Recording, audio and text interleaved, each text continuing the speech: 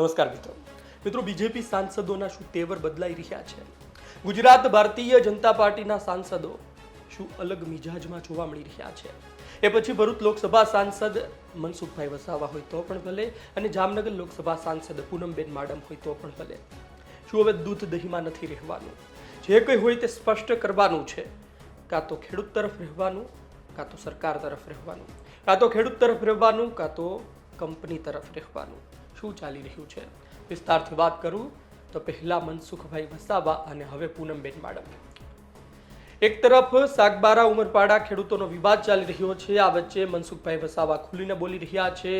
સરકારના નેતાઓ સામે બોલવાનું હોય, તંત્ર સામે બોલવાનું હોય, તેની કાર્યપ્રણાલી સામે બોલવાનું હોય, બેબાક બોલી રહ્યા છે, આંદોલન ધરણા કરી રહ્યા છે. અને બીજી તરફ હવે સમાચાર એ પણ મળ્યા છે કે જામનગરમાં પણ કંઈ આવું થયું છે. એક વિડીયો સોશિયલ મીડિયામાં વાયરલ છે. આ વિડીયોમાં લોકસભા સાંસદ પૂનમબેન માડમ ખેડૂતોનો પક્ષ લેતા જોવા મળે છે અને સ્પષ્ટ કહી દીધું કે હું ખેડૂતો સાથે છું, રૂપિયા તો આપવા પડે અને તમારે ગરજ હોય તો રૂપિયા વધારે પણ આપવા પડે. ખેડૂતોનો પક્ષ લેતો આ વિડીયો સોશિયલ મીડિયામાં ભારે વાયરલ છે.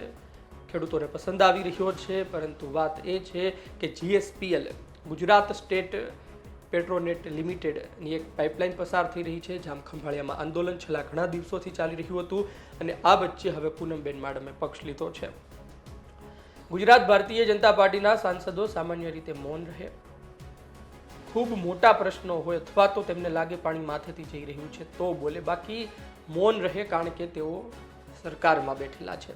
સત્તાધારી પાર્ટી ભારતીય જનતા પાર્ટીના પહેલા તો તેઓ સદસ્ય છે અને ત્યારબાદ સાંસદ, ધારાસભ્ય અને અલગ અલગ હોદ્દા પર છે, એટલે કે મોટા ભાગે બોલવાનું ટાળતા હોય છે. તમને શું લાગે છે કે જામનગરમાં પહેલા કોઈ ખેડૂત આંદોલન નથી થયા? ખૂબ થયા છે. શું ગુજરાતમાં કોઈ ખેડૂત આંદોલન નથી થયા? ખૂબ થયા છે. પરંતુ હવે કેમ? હવે લોકસભા સાંસદ શા માટે બોલી રહ્યા છે? પછી મનસુખભાઈ વસાવાની વાત હોય તો પણ ભલે અને પૂનમબેન માડમની વાત હોય તો પણ ભલે. ગુજરાતમાં હવે એવી ચર્ચાઓ જાગી રહી છે કે ભારતીય જનતા પાર્ટીના સાંસદ પણ સમજી ગયા છે અને તેમને ખબર છે કે સમયે સમયે લોકો વચ્ચે રહેવું પડે, લોકો માટે બોલવું પડે. અને ખરા અર્થમાં ખોટું જ છે, દેખાઈ આવે છે પહેલી નજરે આપણને કે આ ખોટું થઈ રહ્યું છે, તો પછી ત્યાં મૌન રહેવું હિતાવહ નથી. ભૂતકાળમાં આનાથી પણ મોટા મુદ્દા આવ્યા હોઈ શકે, પરંતુ ત્યારની પરિસ્થિતિ કદાચ થોડી આગળ પાછળ હોય, પરંતુ હવે સાંસદો બોલી રહ્યા છે.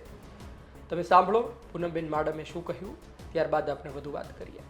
સૌથી પહેલો મેઇન પ્રશ્ન તો અમારા ખેડૂતોનો છે, વળતર. અને એના ખીચામાંથી 1 રૂપિયો શું કામ નુકસાન કરે એ લોજિક મને નથી સમજાતું. તમે મારી વાડીમાં આવશો, હું તમારી વાડીમાં આવીશ તો તમે જ કહેશો. આ હ્યુમન વાત છે. આ તમારે અહીંયા તમે પહોંચો છો ને લૂંટ નથી મચાવતા ખેડૂતો. એનો અધિકાર માંગે છે અને એ અપેક્ષા બધાને હોય. આજે એને કંઈક વેચવું હોય તો એ વેચવાનો ભાવ કે ના વેચવું હોય તમે ધરાર કરાવો તો થોડાક તો વધારે અપેક્ષા રાખે ને.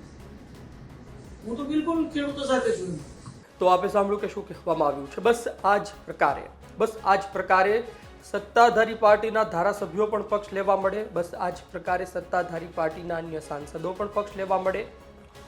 વિપક્ષના નેતાઓ બોલતા હોય છે અને વિપક્ષના નેતાઓ જે ધારાસભ્ય છે એ એમના વિસ્તારમાં પણ આંદોલન થાય તો બોલે, તો પછી લાગે છે કે એવા મોટા આંદોલન પણ નહીં થાય ને દરેક વર્ગને ન્યાય મળશે. આ અતિ મહત્વની બાબત છે. અન્ય ધારાસભ્યોએ, સાંસદોએ આ શીખવાની જરૂર છે. ઘણા સાંસદો અને ધારાસભ્યો પોતાના 5 વર્ષનો કાર્યકાળ પૂર્ણ થઈ જાય પણ આપણને લાગે કે આ વ્યક્તિ 5 વર્ષમાં ક્યાં ચર્ચામાં રહ્યો, આ વ્યક્તિ 5 વર્ષમાં, નેતા 5 વર્ષમાં ક્યાં લોકો માટે કામ આવ્યો, ક્યાં તેમણે ખરા અર્થમાં સાચા મુદ્દે આંદોલન થતું હોય તો તેમની પાસે આવી તેના ખભે હાથ મૂક્યો. સમયે સમયે બોલવું પડે. સત્તાધારી પાર્ટીના નેતા હોય તો પણ ભલે અને અન્ય હોય તો પણ ભલે. અને આ દ્રશ્યો સામે આવ્યા બાદ હવે લોકો અપેક્ષા તે પણ રાખી રહ્યા છે કે આવનાર સમયમાં પણ મોટા આંદોલનો થશે તો આ પ્રકારે આ સાંસદ બોલતા રહેશે. આપનું શું માનવું છે કોમેન્ટ બોક્સમાં જરૂરથી જણાવજો. તમે જુઓ કે એક તરફ મનસુખ વસાવાનો મુદ્દો તંત્ર સામે છે, જંગલ ખાતા સામે છે, પણ ખેડૂત કેન્દ્રમાં છે, અને બીજી તરફ પૂનમ માડમનો મુદ્દો કંપની સામે છે પરંતુ ખેડૂત કેન્દ્રમાં છે. અને થોડા સમય પહેલા ગુજરાતમાં ખૂબ મોટું ખેડૂત આંદોલન થયું હતું. એટલે તમે સમજી શકો છો કે ભારતીય જનતા પાર્ટી કઈ રીતે આગળ વધી રહી છે અને તેમના સાંસદો કઈ રીતે આગળ વધી રહ્યા છે. આપનો અભિપ્રાય કોમેન્ટ બોક્સમાં લખજો. આપ શું વિચારો છો? ધન્યવાદ.